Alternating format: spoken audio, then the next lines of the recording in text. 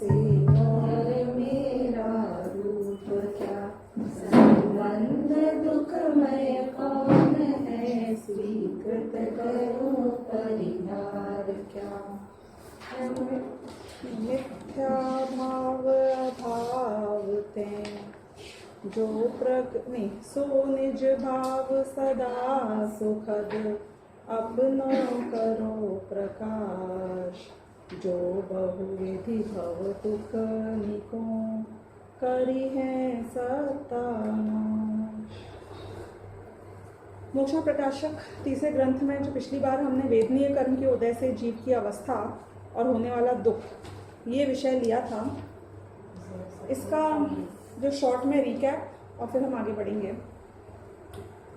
वेदनीय कर्म के उदय से ही जितने भी बाह्य के संयोग हमें मिलते हैं वो मिलते हैं, यानी कि चाहे मैं उन्हें अच्छे रूप जानता हूँ तो वो साता वेदनीय के उदय से मिलते हैं, यदि मैं उन्हें बुरे रूप मानता हूँ तो वो असाता वेदनीय के उदय से मिलते हैं।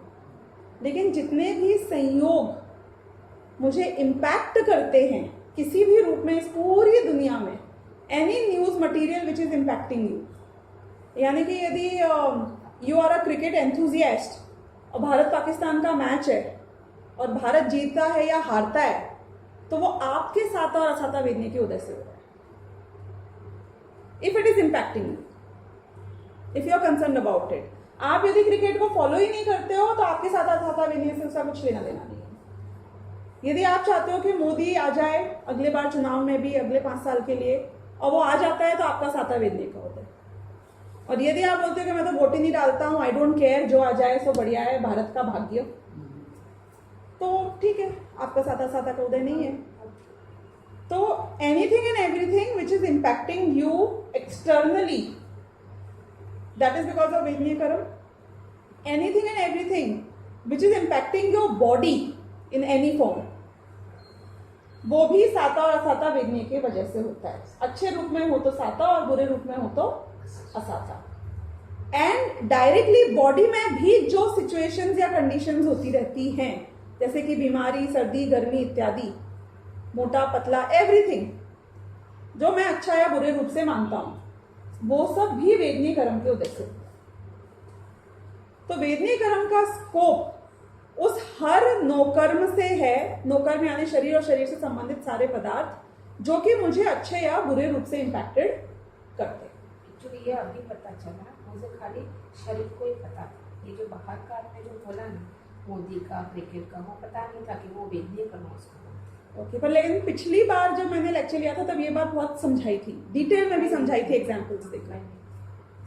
तो पहली बात तो अब ये क्लियर हो गई मुझको कि नामकरण ठीक है, आने वाला है आगे, लेकिन वो मेरी बॉडी का टाइप, कलर, साइज एक्सेट्रा, जो भी शेप, क्वालिटी, उन सबको इम्पैक्टेड करता है।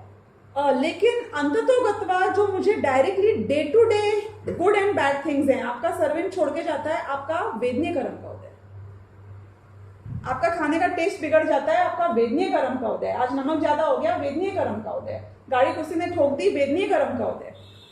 मतलब हर चीज अब वेदनीय कर्म से इम्पैक्टेड हो गई बेसिकली। लेकिन क्या वेदनीय कर्म आपको सुखी या दुखी कर सकता है? वो अपने कि वेदनीय कर्म अपने आप में कुछ नहीं कर सकता है, क्योंकि वेदनीय कर्म अरहंतों के होता है, लेकिन अरहंतों को उससे रंज मात्र सुख दुख नहीं है।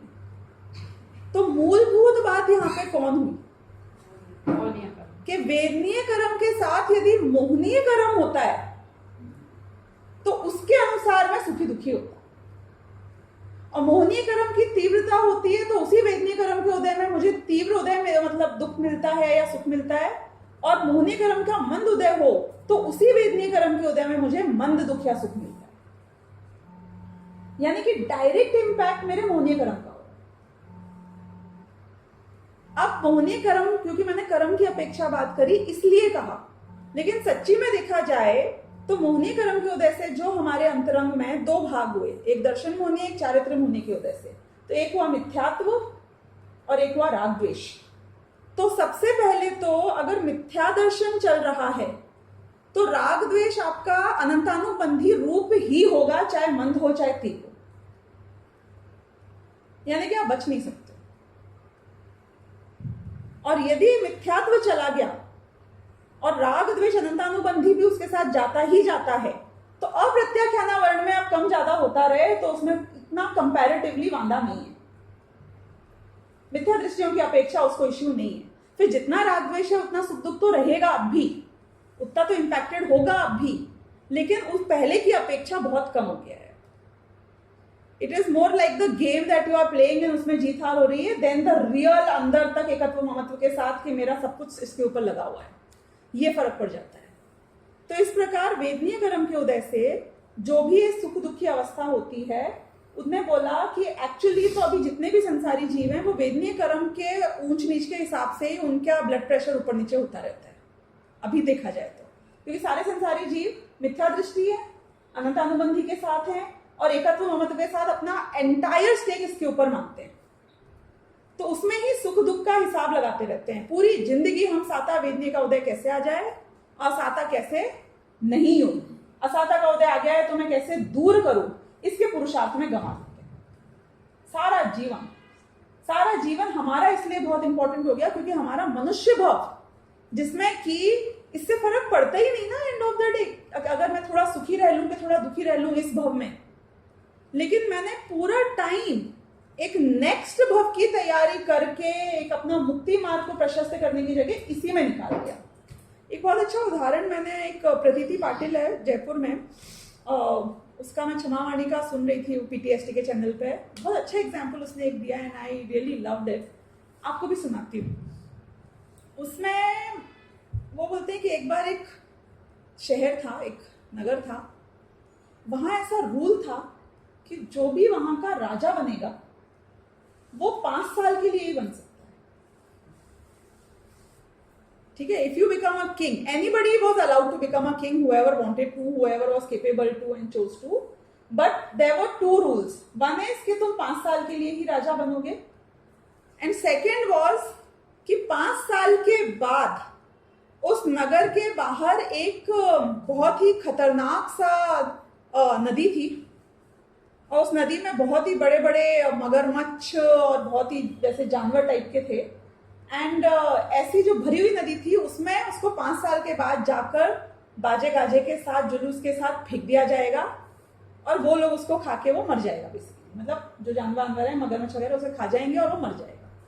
ये उसका अंत होना नक्की था कि we will go and we will throw you in that river. अब आपको क्या लगता है कि लोग राजा बनना चाहते थे या नहीं बनना चाहते थे? हाँ, कैसी बात करते हैं, लाइन लगती थी राजा बनने के लिए, people fought with each other to become the king. ऐसा होता है क्या? ऐसा हो सकता है क्या?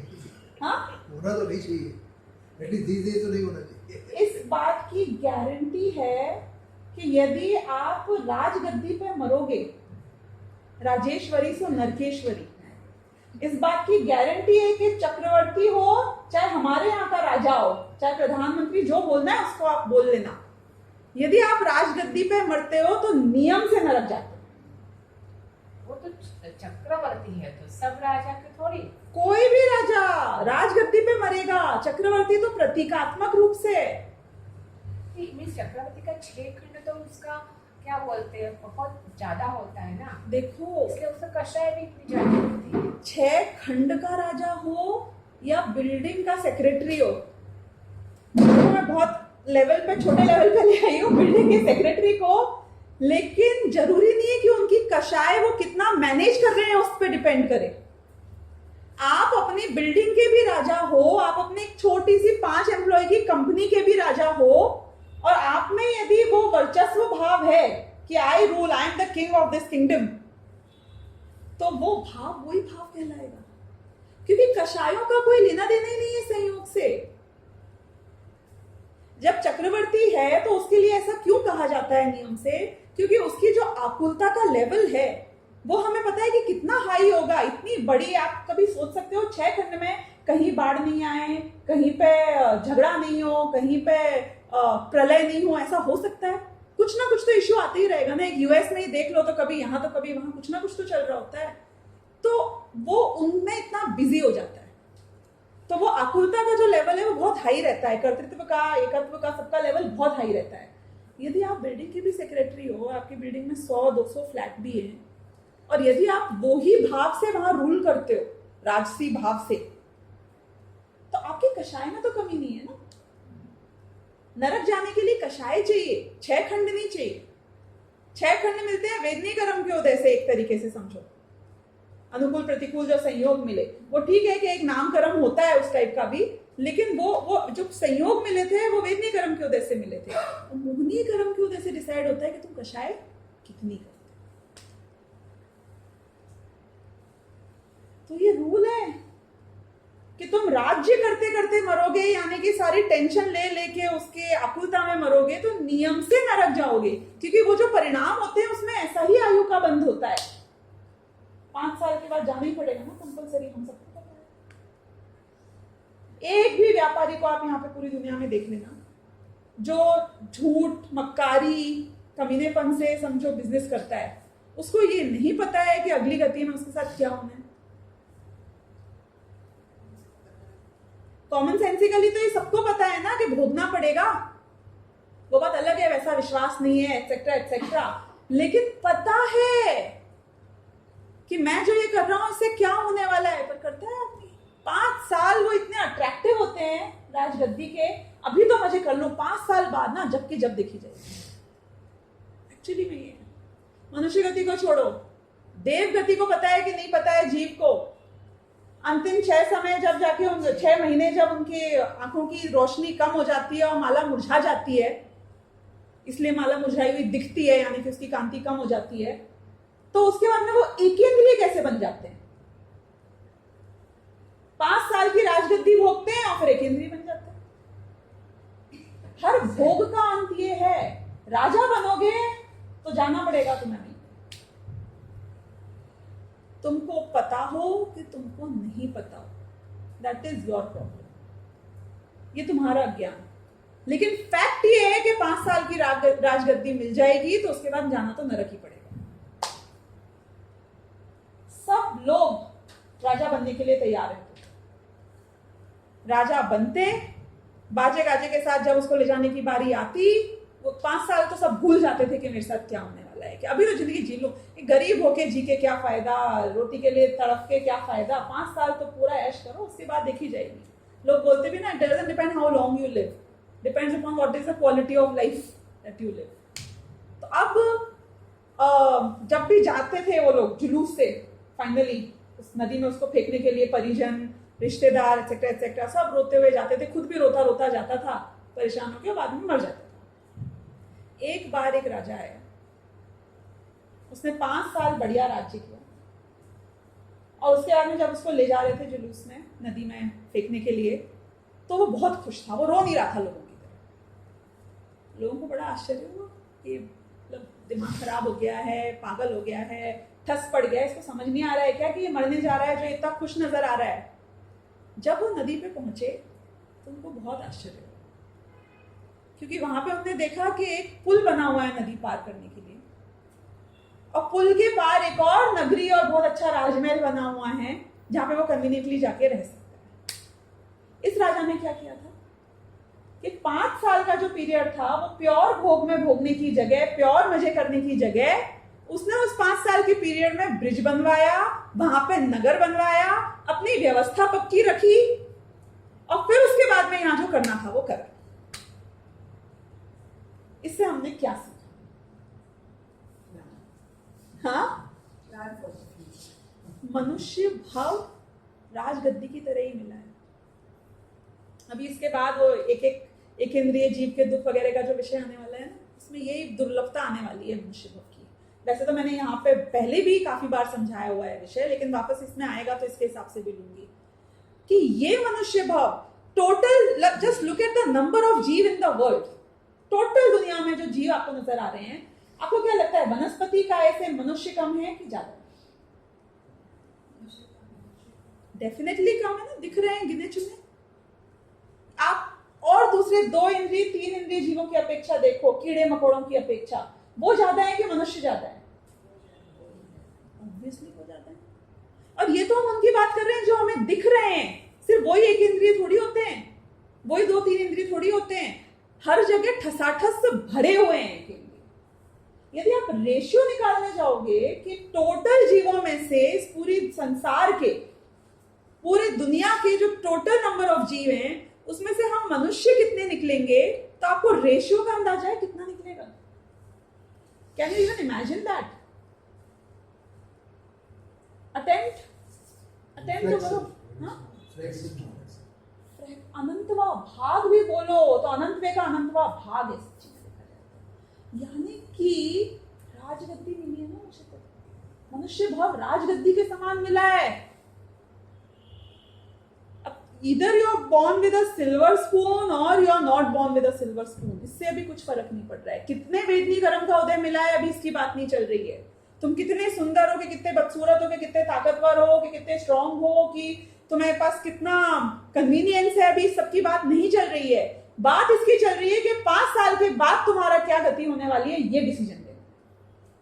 You want to spend this time enjoying this to the fullest, party tonight, और क्या क्या क्या क्या बोलते हैं, कल किसने देखा, इत्यादि इत्यादि, या फिर you want to at least create the bridge, ensure the next stage and then do whatever you want to do with the current things that you have. इतनी अच्छी बात है समझने के लिए। कितने लोगों के ब्रिज रेडी हो चुके हैं? हाँ, तैयारी हो रही है, नींव का पत्थर रख लिया है। ब्रिज पूरा भी बनना चाहिए 5 साल में। अधूरा ब्रिज बीच तक पहुंचेगा तो जंप करने के काम आएगा। ब्रिज बनाना बहुत जरूरी है। और ये ब्रिज मैं कैसे बनाता हूं कि दूरदृष्टि से बनाता हूं। अपने अस्तित्व को 5 साल मात्र देखकर नहीं बना सकता हूं, अपने अस्तित्व को उसके बियॉन्ड जान के बना सकता हूं। अपने अस्तित्व को बियॉन्ड जानने के लिए आत्मा के अस्तित्व को समझना जरूरी है कि नहीं, क्योंकि 5 साल मात्र पर्याय मात्र में अपना अस्तित्व मानूंगा कि ये मनुष्य भव के साथ मेरा अस्तित्व का नाश होने वाला है, तो तुम कहां आगे की प्लानिंग करोगे? तुम्हें तो इसके बियॉन्ड कुछ दिखता ही नहीं है। हमें तो यहीं के दुख दर्द दिखते हैं, यहीं की टपकती हुई सीलिंग दिखती है, यहीं के चोर उचक्के दिखते हैं। तो इस तरीके से वेदनीय कर्म का उदय, तो हमारी उस बात से बात निकल आई थी। वेदनीय कर्म का उदय, वो सारे जो करंट संयोग हैं वो तो भले ही दे रहा हो, लेकिन it is not important to look at these संयोग, क्योंकि दीज संयोग are going to deteriorate much further यदि मैं अपने पूरे जीवनों को इन संयोग को ही मेंटेन करने में निकाल दूंगा। तो कितना ही संभाल लेंगे यहाँ पे हम अपने बिल्डिंग के एक एक पोतने में, उस बिल्डिंग को संभाल लेंगे, एक एक कील का एक होल को भरने में संभाल लेंगे, लेकिन हमारे यहां से जाने के बाद काय की बिल्डिंग सब धराशायी तो हो गया 1 सेकंड में, सब भस्मीभूत हो गया 1 सेकंड में। तो इसलिए वेदनीय कर्म के उदय से जो संयोग मिल रहे हैं मुझे, मेरा उपयोग अब उन पे नहीं होना चाहिए कि मैं इनको कैसे ठीक करूं, इनको कैसे सही करूं। ये जैसे हैं उनके रहते हुए मैं दुखी नहीं हूं, ये हो सकता है। जब मैं ये मानता हूं कि इनके बियॉन्ड मेरा सुख दुख हो ही नहीं सकता है, तो मैं उसी को ठीक करने में लगा रहता हूं। जैसे कि अभी इसी विषय में इन्हें आगे अगले पेज पे ये प्रश्न उठाया, और इसकी आप रीडिंग करना अगली वाली क्लास के पहले डेफिनेटली, कि बाह्य सामग्री से तो मैं अपना नजर हटा लूंगा कि ठीक है भैया, क्रिकेट मैच से मेरा सुख दुख होता था, मैंने तो टीवी नहीं खोला इस बार, मैंने जानने की कोशिश ही नहीं करी, नहीं हुआ मैं दुखी पाकिस्तान जीते कि इंडिया जीते, कि भैया अभी बात वहां की समझ गए हम। अब तुम बोल रहे हो कि शरीर में तो यदि कोई यहाँ पे कोई कील ठोकेगा तो पता ही चलेगा ना। It is not that easy जितना इंडिया पाकिस्तान मैच है। तो उसका उन्होंने एक तो रीजन समझाया कि सही बोलते हो तुम, शरीर इज नॉट दैट इजी। क्यों? क्योंकि तुम्हारे पास जितना ज्ञान है वो इंद्रियों के माध्यम से ही फ्लो करता है। तो इट बिकम्स वेरी डिफिकल्ट कि इंद्रियों पे कुछ हो रहा हो और तुम्हारा ज्ञान उसको इग्नोर कर पाए। लॉजिक ख्याल आया ना आपको? जैसे कि अगर आपका चश्मा टूटे तो आपको पता चलेगा कि नहीं पता चलेगा? क्यों पता चलेगा? आपका ध्यान कहीं और हुआ तो नहीं पता चलना चाहिए कि मेरे आंख पे चश्मा रखा है और टूटेगा तो मेरी दृष्टि उस चश्मे के माध्यम से प्रवाहित हो रही है, तो चश्मा ब्रेक हो और मुझे पता नहीं चले, ऐसा कैसे हो सकता है? ये प्रश्न करने वाले का प्रश्न, राइट? कि इंद्रियों के माध्यम से ज्ञान प्रवर्तित होता है, इंद्रियों में कोई आघात होगा तो मुझे तो पता चलेगा ही, तो मैं उससे अपने सुख दुख को डिस्कनेक्ट कैसे करूं?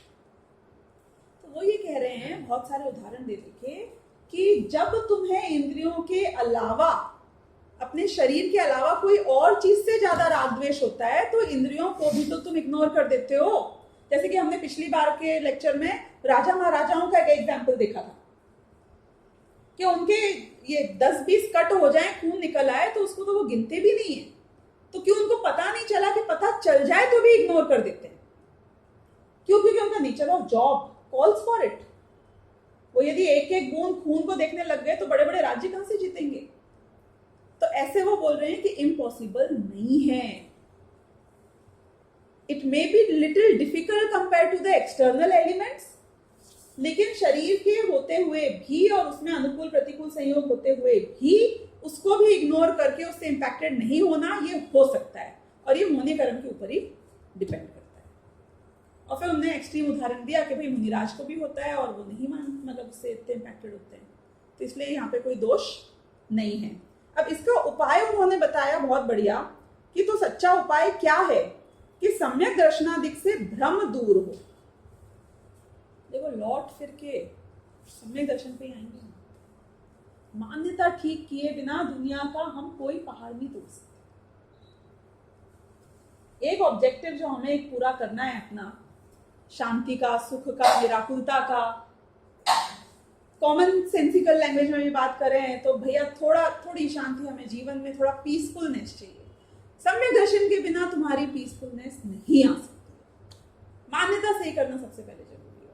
सबसे पहले ये बोल रहे हैं कि सम्यक दर्शनादिक से भ्रम दूर हो। क्यों? क्योंकि भ्रम बुद्धि से जी रहे हो ना, तब सामग्री से सुख दुख भाषित नहीं होता। पहले तो ये समझ में आएगा कि इट डजंट मैटर।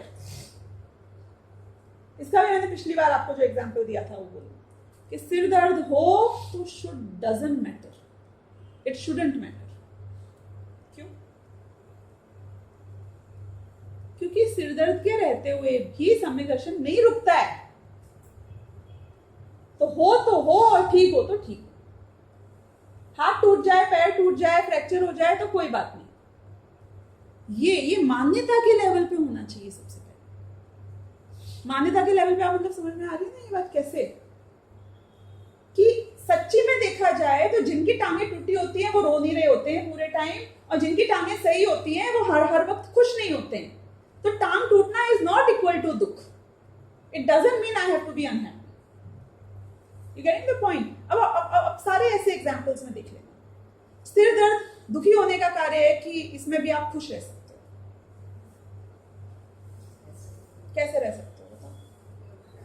हाँ, उपयोग तो हटा के, लेकिन मान्यता के लेवल पे अगर मैं बात करूं तो आप कैसे उसको इग्नोर कर सकते हो? मान्यता के लेवल पे हे है कि उपादेय है सिर दर्द? हे नहीं है, गे है। यही पॉइंट में बताने की कोशिश करूंगी। कैसे इंश्योर हो सकती है ये बात? उसको जानो कि ये सिर दर्द हो रहा है, जो भी हो रहा है वो बॉडी के हो रहा है, बॉडी तो मैं हूं। लेकिन ये अभ्यास करना पड़ेगा भेद विज्ञान रूप कि सिरदर्द इक्वल टू दुख नहीं होता। सिरदर्द है ऐसा नहीं होता है। सिरदर्द को जानकर मैं इससे दुखी हूं ऐसा मानूं तो मैं दुखी होता हूं। थोड़ा ये अनुभव का विषय है, ऐसा आपको फील करना पड़ेगा अंदर से। ऐसा नेचुरली नहीं आएगा इंक्लिनेशन, लेकिन ये समझना जरूरी है। क्यों? अब मैं आपको ऐसी भी सिचुएशन बताऊं कि जिस आदमी को किसी डॉक्टर ने बोल दिया हो कि तुम्हें कैंसर है, ट्यूमर हो गया है, ब्रेन कैंसर, ब्रेन ट्यूमर हो गया है, उसको पता चल जाए कि नहीं वो रिपोर्ट झूठी थी, अब सिर दर्द है। उसी पल वो सिरदर्द के कारण खुश है कि उसी पल वो सिरदर्द के कारण दुखी है? ये तो normal, it was migraine. Okay. उसी पल माइग्रेन के रहते हुए वो माइग्रेन तुम्हारे दुख का कारण नहीं बन रहा है, क्योंकि तुम्हारी मान्यता में ये आ गया है कि नहीं, this is just migraine, right? It's okay, doesn't matter. यानी कि सिरदर्द से दुख होता तो जब जब सिरदर्द हो जितना जितना हो वो दुख कम नहीं हो सकता था। पर ये तो डिपेंडेंट हो गया। ये तो डिपेंड करता है कि मैं हेल्दी से अपने आप को देख रहा हूं सिरदर्द की अवस्था में कि कैंसर हो गया ये सोच के देख रहा हूं सिरदर्द को। वो सिरदर्द हो रहा हो उस वक्त भी यदि उस सिरदर्द को जानने का प्रक्रिया किया जाए तो उसको भोगने की प्रक्रिया उस काल के लिए खत्म हो जाती है। बताओ कौन से कलश में आए हैं ये? लास्ट बिल्कुल 97 बिल्कुल। जो उसको करता है वो जानता नहीं है और जो जानता है वो करता नहीं है और जो करता है वो भोगता है। जो करोगे उसको भोगोगे, जानोगे तो जानने को भोगोगे, करोगे तो उसके कष्ट को भोगोगे। कंफ्यूजिंग? जब वो आपको सिरदर्द हो रहा है, जब आप उसको जानने की प्रक्रिया में आ गए हो कि ये अवस्थाएं हैं, आज सिरदर्द हो रहा है तब भी मैं जान रहा हूं, जब सिरदर्द नहीं हो रहा होगा तब भी मैं जान रहा हूँ, इसमें सुख दुख का क्या लेना देना है? मतलब सोचो, इस पॉइंट ऑफ व्यू से सोचना कि how is it related to me being happy और नॉट। सिरदर्द हो रहा है तो हो रहा है, ये जान लिया है, नहीं हो रहा है तो ये जान लिया है कि नहीं हो रहा है। नुकसान हो गया तो ये जान लिया कि नुकसान हो गया है, नहीं हुआ है तो ये जान लिया कि नहीं हुआ है। तुमने कही थी कैंसर हो गई है तो ये जान लिया था कैंसर हो गया है। तुमने कही कि कैंसर नहीं है तो अब ये जान लिया कि कैंसर नहीं है। अब बोलो, नहीं जो भी आप बता रहे हो वो मैं जान रहा हूं, बाकी जो हो रहा है वो तो होना ही है।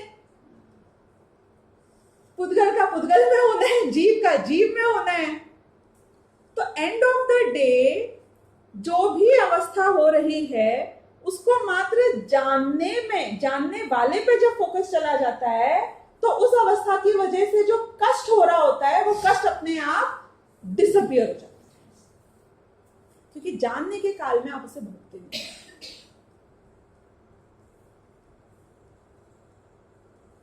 जितने भी ये ड्रग्स लेने वाले जीव होते हैं ना, जब वो इंजेक्शन डाल रहे होते हैं अपनी बॉडी में तो उनको पता चलता है सुई अंदर घुस रही है।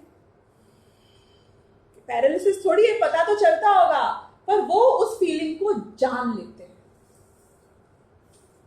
इंजेक्शन की तरह नहीं भोगते हैं, वरना भाग जाते हैं वहां से, इंजेक्शन को लेकर फेंक देते हैं कहीं के कहीं। वो उस फीलिंग को कहते नहीं, बस थोड़ा सा हल्का सा ऐसे कट होता है, ज्यादा कुछ नहीं होता है, फिर बहुत मजा आता है। जान लेते हैं उस फीलिंग को, यानी कि ये पॉसिबिलिटी है कि शरीर में कुछ हो और उसकी वजह से मैं दुखी ना हूं। तो यहां ये बोल रहे हैं कि सम्यक दर्शन करने के मतलब होने से जब भ्रम दूर हो जाता है तो वो हे बुद्धि खत्म हो जाएगी हर वेदनीय कर्म के उदय से, हर प्रतिकूल संयोग से, हर अनुकूल संयोग से, सारी सुख बुद्धि खत्म हो जाएगी इनसे। वो बहुत इंपॉर्टेंट है। और जब वो सुख बुद्धि खत्म हो, सुख दुख भाषित नहीं होता, सामग्री से सुख दुख भाषित नहीं होता। एक तो ये समझ में आ गया कि ठीक है, things are just part of the game. इस सब से मैं डायरेक्टली इंपैक्टेड नहीं होगा अनलेस मैं खुद इंपैक्टेड होना चाहूं। अपने परिणाम ही से भाषित होता है कि भाई मैं जैसा परिणाम करता हूं, सुख रूप करता हूं तो सुखी होता हूं, दुख रूप करता हूं तो दुखी होता हूं। तथा ये बहुत इंपॉर्टेंट वर्ड्स हैं, सुनना, यथार्थ विचार के अभ्यास द्वारा अपने परिणाम जैसे सामग्री के निमित्त से सुखी दुखी ना हो वैसे साधन करें। बताओ इसका क्या कह रहे हैं? तथा यथार्थ विचार के अभ्यास द्वारा, यथार्थ विचार के, कि इसमें सुख बुद्धि नहीं करना, कि इसको हे उपादेय नहीं मानना। यथार्थ विचार क्या है यहाँ पे? कि पर द्रव्य मेरा गेय मात्र है, इसमें मैं दुखी क्यों हो रहा हूं, मेरा कार्य तो जानना मात्र है। ये सारा जो विचार है, तत्व विचार की जो प्रक्रिया है, उससे ये बोल रहे हैं कि ये विचार का अभ्यास करना पड़ेगा। ऐसा नहीं है कि एक बार ये विचार आया और हो गया और निपट गया। तो आप बोलोगे कि बार बार यही बात, बार बार यही बात, हमको तो 1 साल से यही बात सुनने में आ रही है, आपके जितने भी प्रवचन में सुन लिया, जितना समय सार पढ़ लिया, जिसकी टीकाएं पढ़ ली, कि इसका अभ्यास करना है। वो राजा ने भी बचपन से जितनी बार प्रैक्टिस करी थी लड़ने की, तो उसको कभी चोट लगी, कभी खून आया कि नहीं आया? अभी तो जरूरत नहीं थी ना खून की, अभी तो चोट की आवश्यकता ही नहीं थी, अभी थोड़ी कोई असली वो था फाइट, तो अभी तो ध्यान रखना चाहिए था ना कि अभ्यास खून निकलने का तो तब होगा ना जब हर बार खून निकलता रहे और फिर भी वो लड़ता रहे कि नहीं 12 साल का बच्चा है, 2 जगह कट लग गया है हाथ में, अभी रोक दो आज की प्रैक्टिस रोक देनी चाहिए ना। अभी कौन सा कोई दुश्मन आके बैठा हुआ है कि प्रैक्टिस, अभ्यास, वो खून 50 बार निकलेगा और फिर भी वो लड़ेगा। तो ऐसे ही अभ्यास करना पड़ेगा इस विचार का बार बार कंटिन्यूअसली कि यथार्थ विचार के अभ्यास द्वारा अपने परिणाम जैसे सामग्री के निमित्त से सुखी दुखी ना हो। अब टेस्ट करो, अब सामग्री के निमित्त से मेरे परिणाम सुखी दुखी नहीं हो, ये टेस्ट करो। बहुत अनुकूलताएं चल रही है ना लाइफ में, उपवास रखो।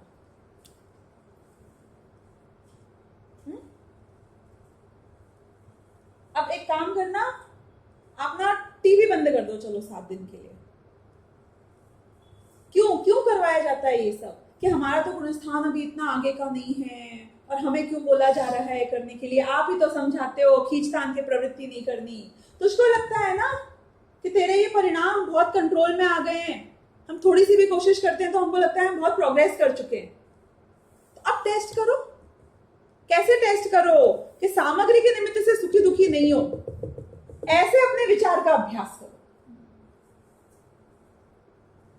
प्रैक्टिस दैट विचार। वो होता है समाधि मरण का भी जो तैयारी का फेज होता है। अब तुम्हारे साथ प्रतिकूलताओं को होने दो, कोई बात नहीं, आज रात को एसी में मत सोना। क्या है, देखो प्रतिकूल संयोग में भी क्यों, तुम्हारे जैसे लोगों की बात हो रही है जिनके प्रतिकूल संयोग इतने इजीली है नहीं ना ज्यादा, तो क्रिएट करने पड़ेंगे। और अगर सहज में है तो उसमें शांत भाव रख के तो दिखाओ। सहज में शारीरिक कष्ट है, सहज में नुकसान है, सहज में नौकर भाग गया है, सहज में तकलीफें हो रही हैं, शांत भाव से तो करके दिखाओ। तब अभ्यास तो करो इस चीज का कि कहां इससे सुख है, कहां इससे दुख है। जब बहुत प्रॉफिट हो जाए, बहुत अच्छे प्रेम मिले, बच्चे आज्ञाकारी हो, तब इसकी प्रैक्टिस करो कि अनुकूलता में भी क्या है, आज मेरे कहने से चल रहा है, कल नहीं चलेगा। ये सब तो पर्याय है। ये प्रैक्टिस की कमी कहाँ है? एक ठोकर लग जाए उसमें भी प्रैक्टिस हो सकती है ना, खुद के साथ हो सकती है, दूसरों के सहयोग देख के भी हो सकती है। आसपास में तो कमी है क्या हमारे लोगों के अनुकूल प्रतिकूल संयोगों की देखने में? ये विचार का अभ्यास बहुत इंपॉर्टेंट है। पता नहीं आप में से कितने लोगों को नींद आ रही है और कितने लोग ये पॉइंट समझ पा रहे हैं, लेकिन ये विचार का अभ्यास जिस सिचुएशन में जितना ज्यादा कर सकते हो, जितनी प्रतिकूल संयोग मिले तो खुश होना कि आई हैव अनदर अपॉर्चुनिटी कि मैं इसका अभ्यास करूंगा। Let me see this time how it is. सैनिक खुश होता है जब जंग लड़ी जाती है, दुखी नहीं होता है, मातम नहीं मनाता है। क्यों खुश होता है कि मैं इतने सालों की जो प्रैक्टिस कर रहा था, आज मुझे अपॉर्चुनिटी मिली है कि मैं उसको एक्शन में ला सकता हूं। Let me go in the real world, in the real field. अभी तक तो आप उपवास से कोशिश कर रहे थे, अब सच्ची में जिस दिन तुम्हें शुद्ध सात्विक खाना नहीं मिला, उस दिन बोलो कि नहीं खाने का मन था लेकिन नहीं खाऊंगा क्योंकि मेरे हिसाब का खाना नहीं है। कोई बात नहीं, ये आपने किया ना प्रैक्टिस प्रैक्टिकल लाइफ में। जिस दिन आपका सिर दर्द हुआ, एक्सीडेंट हुआ, कमर दर्द हुई, ऑपरेशन हुआ, आसपास के लोग प्रियजन का वियोग हुआ, तब अप्लाई करो। अभ्यास कर रहे हो ना हमेशा, रोज प्रवचन में, स्वाध्याय करते वक्त मंदिर जाके क्या अभ्यास कर रहे हो कि इसमें हे बुद्धि नहीं होनी, इसमें उपादेय बुद्धि नहीं होनी, मुझे इससे इंपैक्टेड नहीं होना। अब करो ना। सम्यक दर्शन अभ्यास से ही होगा। सम्यक दर्शन पर्याय तो एक समय की ही होती है, लेकिन वो फाइनल रिजल्ट है। एग्जाम एक दिन होता होगा, पढ़ना तो साल भर पड़ता है ना, तो वो फाइनल जो रिजल्ट निकलेगा वो सम्यक दर्शन का होगा आपका। लेकिन उसके पहले ये अभ्यास जब परवान चढ़ जाएगा, जब हमारे कॉन्शियस से सब कॉन्शियस में चला जाएगा, जब सपने भी आपको कहने लगेंगे कि कोई ने उठा के समुद्र में फेंक दिया तो तुम सांस से ज्यादा भेद विज्ञान की भावना भर रहे हो सकता है ऐसा? हाँ? बाहर निकल के सांस कैसे आए, ये विचार होने की जगह जो हाथ पैर चल रहे होंगे वो चल रहे होंगे, पर भावों में भेद विज्ञान की भावना चल रही होगी कि यहां हूं तो भी मैं जान रहा हूं कि सांस नहीं आ रही है, इसके थोड़े समय बाद कहीं और जाके सांस ले लूंगा। ये अंदर की भावना जब सपने में आने लग जाएगी, यानी कि कॉन्शियस से सबकॉन्शियस में गई है, यानी कि वो मेरी मान्यता पे छाप छोड़ना शुरू हो गई है, यानी कि वो बात मुझे अंदर तक टच करना शुरू हो गई है। हफ्ते के 1 घंटे के अभ्यास की बात नहीं हो रही है। कौन से अभ्यास की बात हो रही है? कल से मैं बिजनेस करूं, जॉब करूं, घर संभालूं, समाज संभालूं कि नहीं संभालूं, कि सब करेगा और उसमें यह अभ्यास चलता है। क्यों नहीं चल सकता है मुझे बताओ? कौन से कार्य में, खाना बनाते रोटी सेकते सेकते यह अभ्यास नहीं हो सकता है? सब्जी खरीदते खरीदते नहीं हो सकता है? डील्स करते करते, बिजनेस करते करते नहीं हो सकता है? क्यों नहीं हो सकता? इसीलिए कहते हैं ज्ञानियों की ज्ञान धारा अलग चलती है और कर्म धारा अलग चलती है। इसलिए कहते हैं कि धर्म करने का मतलब ये नहीं है कि डे 1 से तुम अगर सन्यासी नहीं बन जाओगे तो तुमने क्या धर्म किया, कि कार्य सारे चलेंगे, पहले अंदर में तो भेद पड़े, अंदर तो फूट पड़े, और वो फूट अभ्यास से पड़े। इसलिए बहुत अच्छी बात इन्होंने यहाँ कही कि यथार्थ विचार के पहले ये समझना कि अभ्यास गलत चीज का मत कर लेना।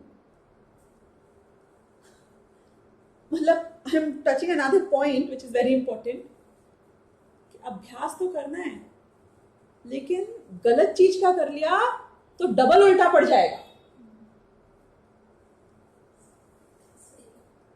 तो सबसे पहले क्या करना कि सबसे पहले बुद्धि लगाकर, लॉजिक लगाकर, तर्क पूर्वक, न्याय पूर्वक आपको जितना समझना है उस चीज को, जितना उसके ऊपर डिस्कशन करना है, बहस करनी है, सामने वाले से करनी है, अपने आप से करनी है, शास्त्रों में आचार्यों से करनी है, पहले तो राइट पॉइंट का डिसीजन लो कि ये हमें कहीं बहका तो नहीं रहे हैं, ये कह रहे हैं सच्ची में यही बात है, या मैं तो वो अपना अभ्यास कर लूंगा कि मेरा सिर 2 बड़े बड़े सींगों वाला भैंसा है, इसका अभ्यास तो नहीं हो रहा है कहीं मेरे।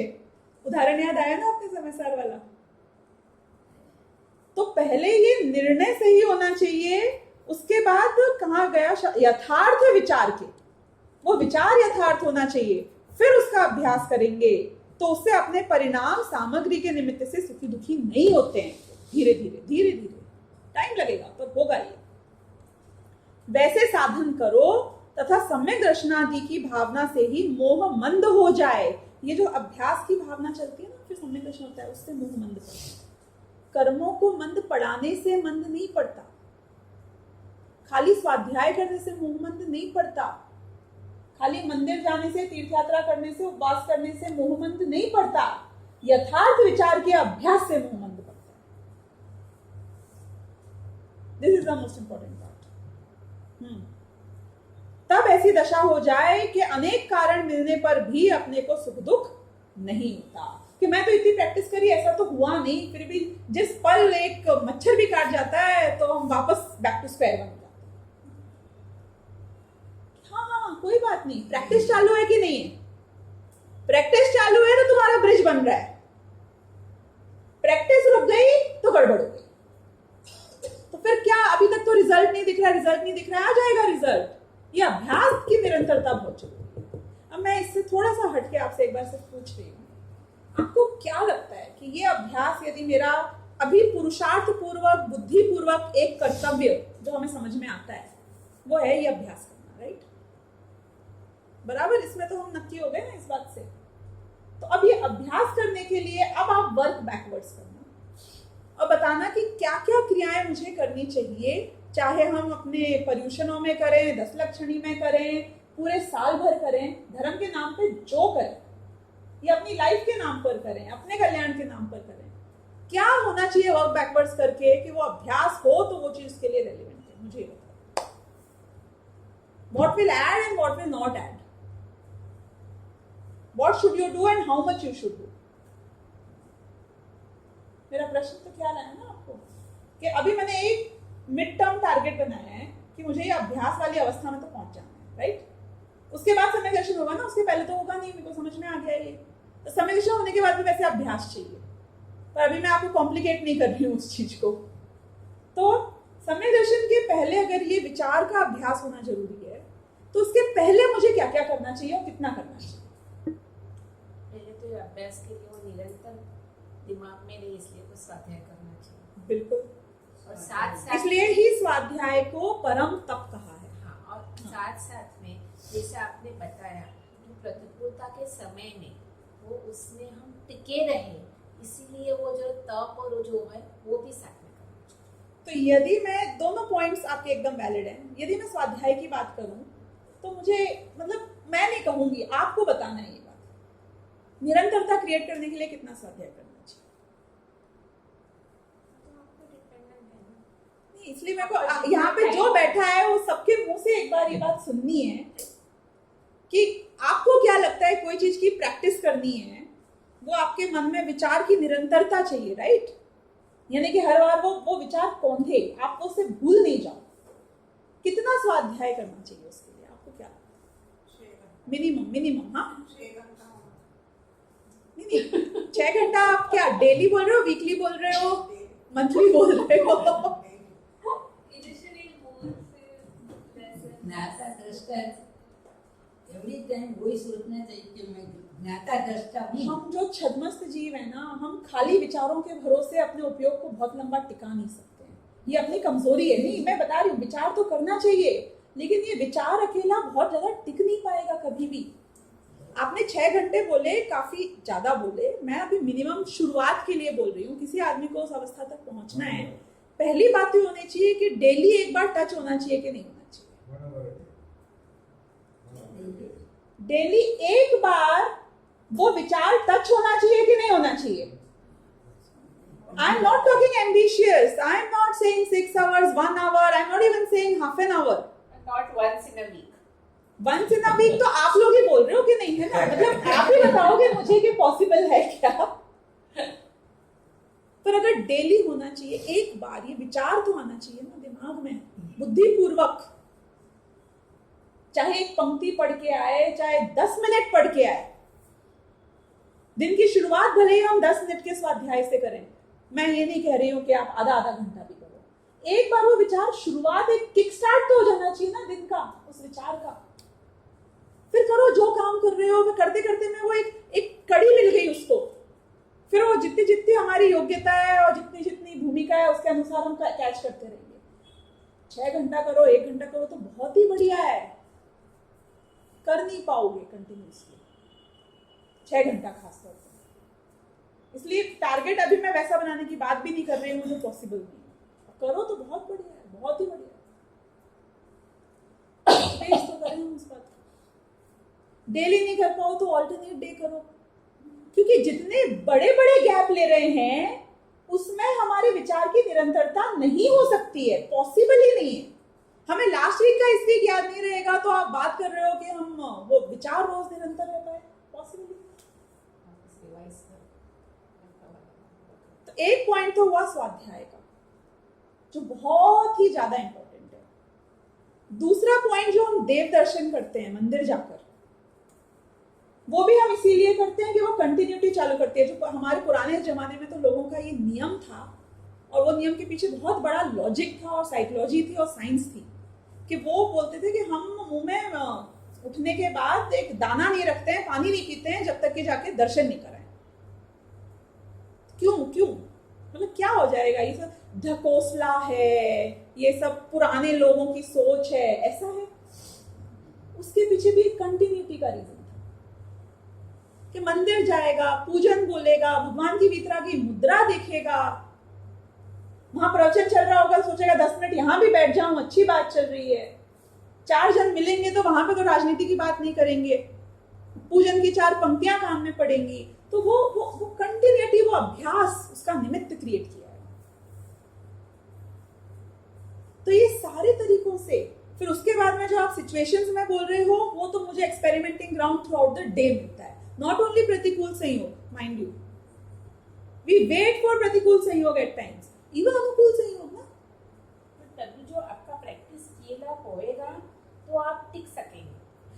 हमारे तो अलग अलग रेंज चलती है ना, मंद तीव्र की उदय की भी। तो इस वक्त आपको गर्मी का टाइम चल रहा है, एसी चला हुआ है, ये एक अनुकूल संयोग है कि नहीं? बताओ। आप जिस कुर्सी पे बैठे हो उसमें आपकी कमर नहीं दुख रही है, ये अनुकूल संयोग है कि नहीं? अभी जो किया जा सकता है ना, गिनने में तो मेरे पास बहुत चीजें हैं। हाँ, पर अभी देखो आपको, आपने जैसा बोला है, जैसे आप समय का बोल करते हैं तो हम कभी एसी पंखा कुछ नहीं चलाते, तो आप कभी आपको टिक सके, और जब भी थोड़ा आपका अभ्यास होएगा तो कभी ऐसा गर्मी लगेगी तो भी फिर आप बोले ठीक है सहन कर, लेकिन वो बिल्कुल अभ्यास नहीं होगा तो वो उतना ज्यादा। पर अभ्यास मुझे वस्तु का नहीं, उसमें हे उपादेय बुद्धि का करना है, ध्यान रखना है इस बात का भी। तो अगर एसी में बैठे हुए भी एसी में सुख बुद्धि नहीं है तो अभ्यास हो रहा है आपका। दोनों में डिफरेंस ख्याल में आई ना आपको बात? वो तो ठीक है कि आप बिना एसी के भी टेस्ट कर रहे हो अपने आप को, पर अभ्यास तो दोनों का हो रहा है। आपको ऐसा हस्बैंड नहीं मिला जो आपको शराब पीकर रात में आके डंडों से मारता हो। अब ये आपके पुण्य का उदय है कि नहीं है? जैनियों के तो ऑलमोस्ट सभी के ये पुण्य का उदय होता है ना, जो कि बाकी के कितने लोगों का नहीं होता है। सारी काम वाली बाइयों में हर थर्ड की ये स्टोरी होगी शायद। तो ये जो पुण्य का उदय है, ये मुझे पता है कि मेरे बच्चे, मेरे पति ये बहुत अनुकूल है, मेरे माँ बाप, मेरे भाई बहन, ये, लेकिन इसमें सुख बुद्धि नहीं होना। तो ठीक है, अनुकूल है तो हमने जान लिया अनुकूल है, कल को यही प्रतिकूल हो जाएंगे, समय को बदलते कहाँ दे, तो भी कोई बात नहीं। तभी हमको ये अनुकूलता को हमको पता नहीं चलता। अभी जो मैं सुख बुद्धि की बात कर रही हूँ। हाँ, तो सुख बुद्धि की वही मैं बोल रही हूँ। अभी देखो, अभी एसी चल रहा है इसलिए वो सुख बुद्धि नहीं लगती है, लेकिन सपोज अभी एसी लाइट चला गया, एसी बंद हो गई और हमको गर्मी होने लगी, और 15 मिनट आधा घंटे के बाद में एसी चालू हुआ, तभी सुख बुद्धि का पता लगता है। तो तभी हमको अभ्यास करना चाहिए कि अभी सुख देखो, बुद्धि उपयोग में एक लब्धि होती है और एक उपयोग पार्ट होता है, यानी कि एक समझो कॉन्शियस पार्ट होता है, एक सबकॉन्शियस पार्ट होता है। सबकॉन्शियस में वो मान्यता कंटिन्यूअसली चलती रहती है। आप इस वक्त भले ही सुन मेरी बात रहे हो पर एसी को भोग रहे हो, राइट? बिकॉज यदि आधा घंटे से पसीने टपक रहे होते तो आधे से ज्यादा लोग सिर्फ पसीने पहुंच रहे होते, क्या बोल रहे हैं नहीं सुन रहे होते। तो यानी कि बैक एंड में, सबकॉन्शियस में वो मान्यता कि this is good, this is fine, इसकी वजह से ही मैं शांति से सुन पा रही हूँ, ये मान्यता पे हमें आघात करना है, ये सुख बुद्धि को तोड़ना है। आज आपके घर में आपके अनुसार खाना मिल रहा है, बहुत टेस्टी मिल रहा है, अच्छा मिल रहा है, बिजनेस में प्रॉफिट हो रहा है, उसमें भी तो सुख बुद्धि हटानी है। सिर्फ प्रतिकूल संयोग में थोड़ी सुख बुद्धि हटानी है। वो कैसे हटाना? ये विचार के निरंतर अभ्यास से कि कोई बात नहीं, अभी मैं बहुत स्वस्थ हूँ, ठीक है, स्वस्थ हूँ इसलिए शांत हूँ, ऐसा नहीं है। मैं अपने स्वस्थ पने को जान रही हूँ। इस वक्त मेरा सिर दर्द नहीं हो रहा है, शायद आप में से किसी का नहीं हो रहा होगा। जानो इस बात को कि सिर दर्द नहीं हो रहा है, इसकी वजह से आप खुश नहीं होगी।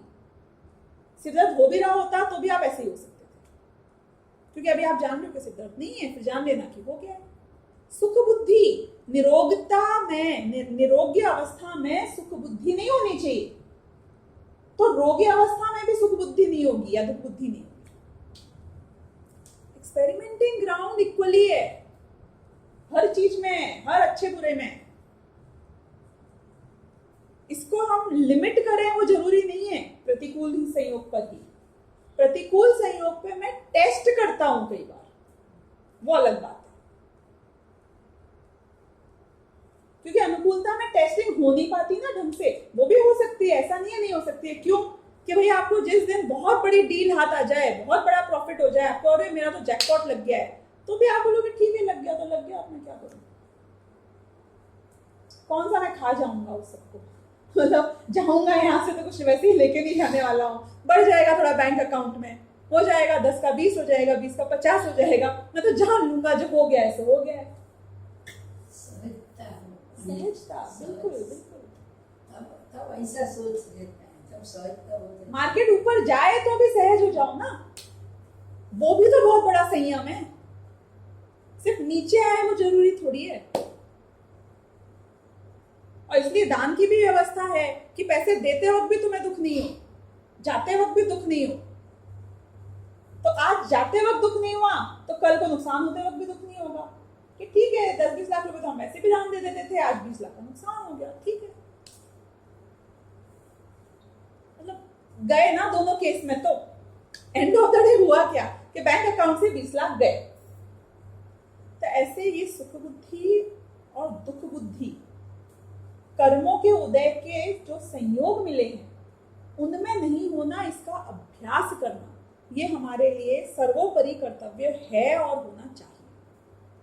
हम रियलाइज नहीं करें तो इसमें हमारी गलती है कि हम अपने 5 साल के पीरियड में उसको पूरा भोगने में लगे हुए हैं, बिना जाने कि मैं अपना ब्रिज बना रहा हूं, कि बन रहा है, कि क्या हो रहा है। और उसके बाद गारंटी वापस नहीं डूबने की, वरना आ जाएगी। तो ये बात हमने यहाँ समझी। और फिर हर एंड में, हर कर्म के उदय के एंड में जो लास्ट पैराग्राफ है उसमें उनने शॉर्ट टर्म और लॉन्ग टर्म दोनों बातें करी है। तो शॉर्ट टर्म में तो उनने ये बताया कि ऐसे विचार के अभ्यास से ये हो, और लॉन्ग टर्म में फिर क्या होता है कि वही सम्यक दर्शनादि की भावना से मोह मंद हो जाए, तब ऐसी दशा हो जाए कि अनेक कारण मिलने पर भी अपने को सुख दुख नहीं होता। ये अब होता नहीं, पहले तो ये करता नहीं, कोशिश करता है अभ्यास से कि नहीं हो, और बाद में अपने आप नहीं होगी। तब एक शांत दशा रूप निराकुल होकर सच्चे सुख का अनुभव करता है, यानी कि मुक्ति की प्राप्ति करता है। शुरुआत यहां से होती है और इसका अंत जाके पूर्ण निराकुलता में हो जाता है, और तब सर्व दुख मिटकर सुखी होता है। यह सच्चा उपाय है। तो इस बात के साथ हमने वेदनीय कर्म किया। 5 मिनट हमारे पास है। आयु कर्म और नाम कर्म और गोत्र कर्म भी मैं इसमें कर लूंगी, और नेक्स्ट टाइम हमें पर्याय की अपेक्षा से लेना है। आयु कर्म बहुत ही सिंपल और इजी है समझने के लिए, कि जब तक आयु कर्म की वजह से मुझे शरीर मिलता है, राइट, मतलब मनुष्य आयु जो मिली, नरक आयु जो मिलती है, इत्यादि चारों गतियों की, ये किसकी वजह से, कौन डिसाइड किया कि मेरी आत्मा किस आयु में जाके भोगेगी? ये आयु कर्म डिसाइड करता है, राइट। तो जब मैं आयु कर्म से कोई भी पर्याय को प्राप्त करता हूं तो अंदर से मुझे ऐसा फीलिंग आनी या मान्यता आनी शुरू हो जाती है कि मेरा टोटल अस्तित्व इस आयु मात्र ही है, राइट। टोटल अस्तित्व 5 साल मात्र ही है, समझो, इतना ही मैं समझता हूँ। Your existence is as much as a सुंदर जी भाई। जब से वो जन्म लिया, जब तक भी वो रहेंगे, उसके जो परिजन, पुरजन, बैकग्राउंड, एजुकेशन, एवरीथिंग अबाउट सुंदर जी भाई बिकम्स योर अस्तित्व, विच इज नॉट राइट। क्योंकि आयु कर्म ने तुमको थोड़े टाइम के लिए एक पर्याय दी और तुमने अपना अस्तित्व ही उतना मान लिया, ये गलत मान्यता है। तो बेसिकली वो यहाँ पे ये बताएंगे कि सच्चा उपाय ये है कि मैं अपने अस्तित्व को इस पर्याय मात्र के बराबर नहीं मानूं, कि मैं इसके बियॉन्ड हूं ऐसा मानूं, कि इसके बाद भी मैं रहूंगा ये मानूं। तो उससे वही सम्यक दर्शन से, वो अभ्यास के द्वारा फिर हम अपना ब्रिज बनाने में लग जाएंगे। तो फिर अपने धीरे धीरे हमारा पुरुषार्थ सही जगह जाने लगेगा। तो ये बात यहाँ पे हो, और फिर फाइनली जब सिद्ध पद प्राप्त करोगे तो जन्म मरण का तो वैसे ही कंप्लीटली अभाव हो जाएगा। तो ऐसे शॉर्ट टर्म और लॉन्ग टर्म यहाँ पे उन्होंने बताया। फिर नाम कर्म के उदय में उन्होंने बताया कि जैसे वेदनीय कर्म बताया वैसे ही नाम कर्म के उदय से गति, जाति, इंद्रिय, ये तीर्थंकर आदि, आप जो शलाका पुरुष बन जाते हो, यश कीर्ति, अयश कीर्ति, ये सब नाम कर्म के उदय हैं। फिर बाकी शरीर के सहनन, कितना स्ट्रॉन्ग हो, कितना वीक हो, तो ये सारी चीजें नाम कर्म से मिलती हैं। और जैसा वेदनीय कर्म में समझाया वैसा ही नाम कर्म पे भी अप्लाई होता है, क्योंकि वो सब शरीर के ऊपर ही काम करता है। चित्रकार बोलते हैं नाम कर्म को, बॉडी में कलर भरा है, यानी कि बॉडी से रिलेटेड है कंप्लीटली। तो इसलिए नाम कर्म में भी सेम वेदनीय कर्म वाला घटित करेंगे। और गोत्र कर्म के उदय से ये बताएंगे कि इसमें थोड़ा सा एक क्लैरिफाई जरूर करती हूँ पॉइंट, आपके अकॉर्डिंग उच्च गोत्र और नीच गोत्र का आदमी कौन होता है?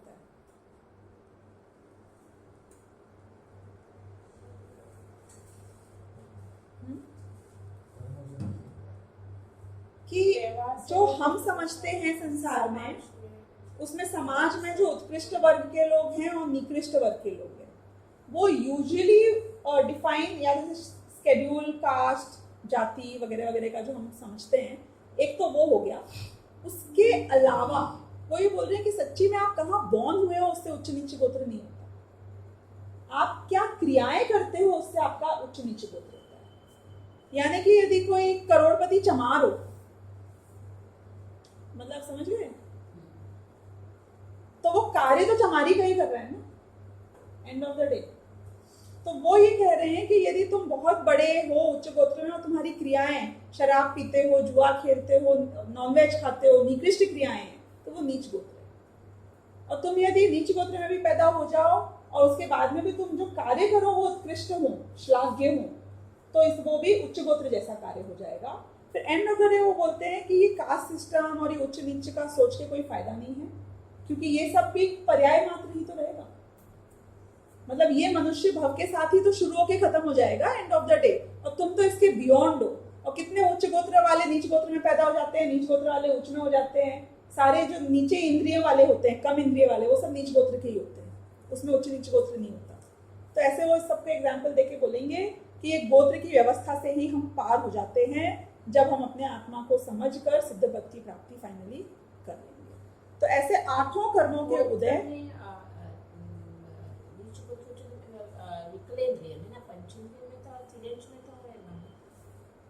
पंचेंद्रिय तिर्यंचों में मुझे नहीं पता किस तरीके से होता है कि नहीं होता है। तो पर गोत्र व्यवस्था की जो मुख्यता हमारे में है, क्योंकि देखो आपके अंदर से ये फीलिंग आनी चाहिए कि I belong to a better family, class, society. जैसे कि जब क्षत्रिय या ब्राह्मण होते थे वो उच्च गोत्र के होते थे because of the work that they did, वो बहुत रिस्पेक्ट अर्निंग जॉब्स थे। और जो शूद्र या कौन सा चौथा हुआ, वैश्य, वैश्य मीडियम माने जाते थे, शूद्र तो एकदम नीच माने जाते थे। तो अब शूद्र जो ये सफाई कर रहे हैं, झाड़ू लगा रहे हैं, उन सबको नीच गोत्र का ही मानते हैं ना। आज भी वो आपके घर में आएंगे तो जमीन पे बैठेंगे, सोफे पे बैठने की सोचेंगे भी नहीं। तो they come with that psychology that they belong to a नीच गोत्र, and you come with the psychology कि आप एक उच्च बड़े अच्छे खानदान के हो। तो वो जो फीलिंग का जो क्लासिफिकेशन है उसकी यहाँ पे बात चल रही है बेसिकली। तो वो बोल रहे हैं कि और हमारे आज के ज़माने में थोड़ा ये कम है, फिर भी पुराने ज़माने में दिस वॉज वेरी बिग, वो अछूत चलता था वगैरह वगैरह। तो उस पॉइंट ऑफ व्यू से वो बेसिकली ये बता रहे हैं कि एक तो तुम्हारी आचरण से ये सब होता है, ना कि व्हाट संयोग you got in the family. तो इस तरीके से ये बात पूरी होगी। अब इसके बाद पर्याय की अपेक्षा से शुरू करेंगे। पहले कर्मों की अपेक्षा से चल रहा था, अब ये पर्याय की अपेक्षा से दुख और उससे निवृत्ति। तो 1 इंद्रिय, 2 इंद्रिय, 3 इंद्रिय, ये मुझे याद है ये 5 हमने आपके घर पे जब लेक्चर्स होते थे तब भी लिया था विषय, बहुत स्टार्टिंग में, शायद 2, 4, 5 साल पहले होंगे जब भी। ये जो 5 इंद्रियों के, 1 इंद्रिय जीवों के दुख, 2 इंद्रिय जीवों के दुख, ऐसा मुझे याद पड़ रहा है कि शायद मैंने लिए थे चालू किया था, लेकिन और उसका एक ये सब्जेक्ट ही चालू, मतलब एक पर्टिकुलर विषय लेके छोड़ा था अपन ने और वो यही था। तो ये भी आप रीड जरूर करिएगा और ये हम नेक्स्ट टाइम से लेंगे। बहुत इंटरेस्टिंग विषय है, बहुत ही वैराग्य प्रेरक है और इसको हम सभी पढ़ें तो हमें बहुत लाभ